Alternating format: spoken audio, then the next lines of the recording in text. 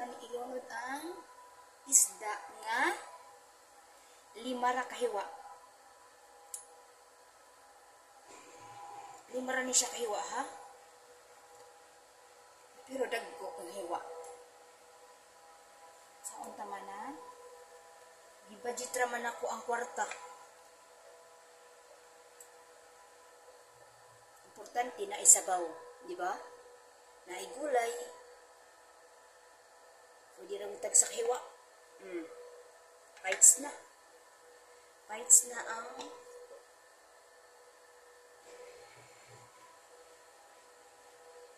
charot. Charot lang na siya.